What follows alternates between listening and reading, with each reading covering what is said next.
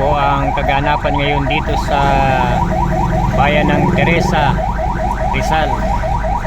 Ayan, paluwas kami, papunta kami ng DFA, pero ito ang inabot naming senaryo dito sa bayan ng Teresa.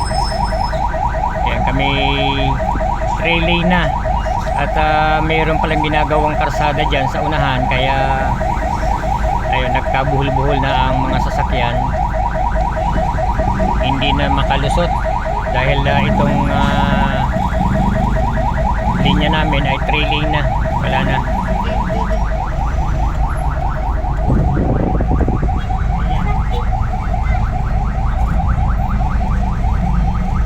Ipulitin sa likod eh. Ipulitin niya sa likod. Ayan po, may malaking truck na sumalubong.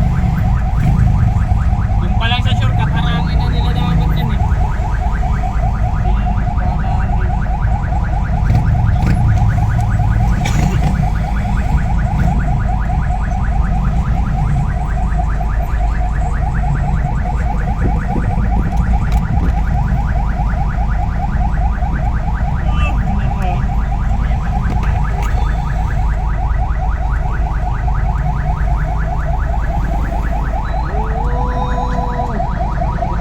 Ganyang katindi ang traffic ngayon dito sa bayan ng Teresa. For the first time na bumiyahe kami, ito yung aming naranasan dito.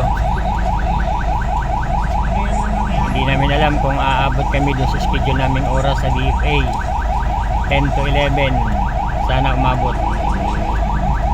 Mag alas 7 pa lang naman mga guys. So yan, ganyang kahaba yan.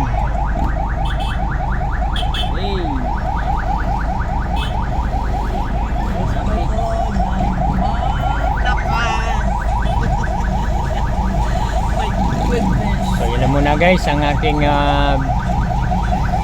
for today's video, dahil sa hindi ka naman tayo kung aabante na ba o ano. Video 40 years na tayo dito. 40 years old.